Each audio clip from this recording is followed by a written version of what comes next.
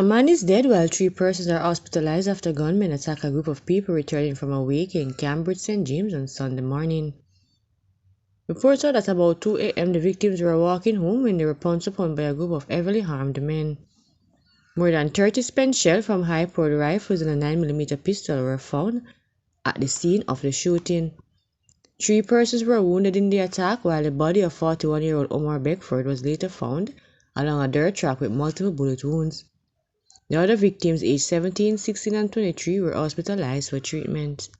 A woman is dead and 6 other persons are in serious condition at hospital following a motor vehicle accident on the Fern Gully Main Road in St. Anne Sunday morning.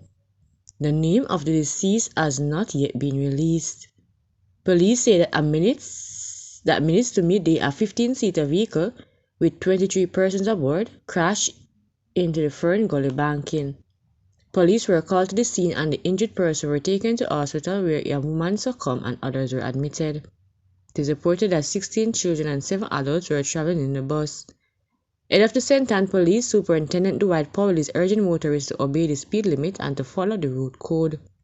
Armed robbers made off with at least $900,000 in cash and other valuables after a brazen daylight attack at a supermarket in Kingsville District, Hanover on Saturday.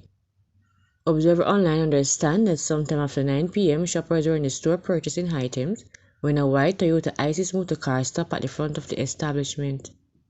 5 men armed with handguns alighted from the vehicle and entered the supermarket, forcing shoppers on the ground.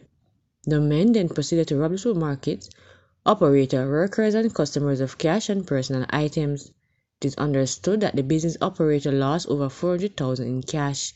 The robbers also made off with a large quantity of liquor and beverages valued at nearly $500,000.